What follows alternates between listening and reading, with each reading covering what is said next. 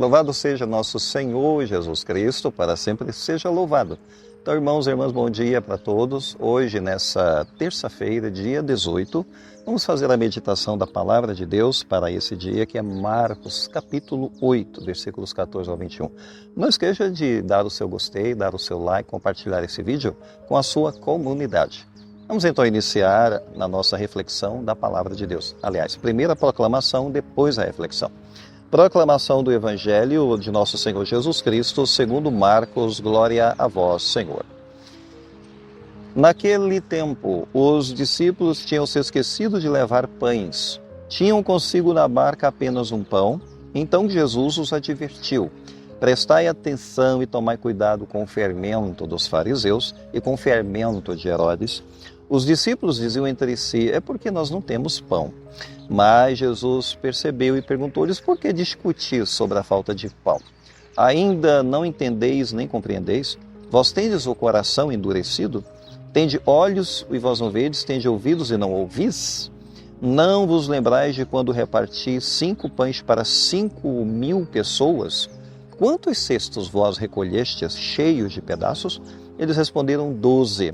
Jesus perguntou: e quando reparti 7 pães com 4.000 pessoas, quantos cestos vós recolhestes cheios de pedaços? Eles responderam: 7. Jesus disse: e vós ainda não compreendeis? Palavra da salvação, glória a vós, Senhor. Bem, caros irmãos, hoje a palavra de Deus nos traz uma conversa muito interessante de Jesus sobre a questão do fermento da fé e a cegueira do coração.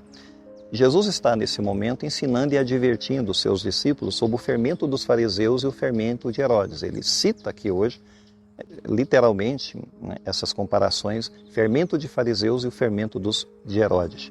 Porque o fermento é uma imagem de algo que corrompe. O fermento na Bíblia representa influências muito sutis, quase invisíveis, porém muito real essa influência. Não se trata do pão físico, mas se trata daquelas ideologias que vão contaminando sutilmente a nossa fé, que vão minando sutilmente a nossa fé. Se a gente pensar, por exemplo, o legalismo vazio dos fariseus, aquilo poderia contaminar a fé dos discípulos, aquele legalismo, aquela religião sem coração, é uma coisa que sutilmente vai contaminando a fé. Se a gente pensar na ambição mundana de Herodes, é uma coisa que sutilmente vai minando a fé também. Porque ele era um homem ambicioso e isso personifica aquelas pessoas que vivem mais no mundo da luxúria, pensam só em si mesmas, né? Então, esse tipo de comportamento poderia contaminar a fé dos discípulos também. Jesus, por isso mesmo, diz: cuidado com o fermento dos fariseus e com esse fermento perigoso de Herodes. Porque tanto o legalismo dos fariseus quanto a luxúria de Herodes poderiam distorcer perfeitamente bem a verdade. Distorce a verdade, manipula a verdade, verdadeiramente. E Jesus aqui no versículo 18 acaba fazendo essa crítica, né? Tendo olhos, vós não vedes. Tendo ouvidos, não ouvis. Entre aspas aqui, as palavras literais de Jesus. Ou seja, não se trata da cegueira física a qual Jesus está alertando, mas se trata da cegueira espiritual. Não reconhecer aquele que está com eles, que é Jesus, que é todo-poderoso e que multiplica os pães. Então não fazia muito sentido eles terem esse tipo de preocupação, né, diante de Cristo. Porque a multiplicação dos pães foi um milagre que deixou muito claro quem era Jesus, né? Ou seja, a gente tem que permitir, não podemos permitir que as crises ou dificuldades ou preocupações que a gente tem na nossa vida no momento presente apaguem na nossa memória as maravilhas e os sinais que Deus já deu para nós. Deus já foi dando sinais há muito tempo, como deu para os seus discípulos, os milagres foram acontecendo. Não faz muito sentido eles estarem preocupados. Se Jesus está ali com eles, por que eles estão preocupados, né? Com pão? Não. E aí Jesus fala do coração endurecido, no versículo 17. Tendes o coração endurecido? Que é uma pergunta praticamente. O coração endurecido, o coração duro, porque é uma incapacidade de perceber, de transcender o visível e perceber o invisível. E assim os discípulos parecem que não conseguem dar um passo para esse transcendente, né? E de fato eles estavam mais focados na escassez, porque só temos um pão, né? Muito pouco aqui nós temos com nós. Jesus deve estar nos criticando por causa disso. Não, eles estão ignorando Jesus, que é o verdadeiro pão da vida, que pode satisfazer qualquer necessidade que eles tiverem, não importa o quanto eles têm ali. Não interessa se é pouquíssimo, se é escasso, não importa. Jesus, ele é o pão vivo, o pão da vida, então ele basta. Ele, a presença dele já basta por si só. Mas de fato, então isso também nos convida a fazer algumas perguntas em nossa vida.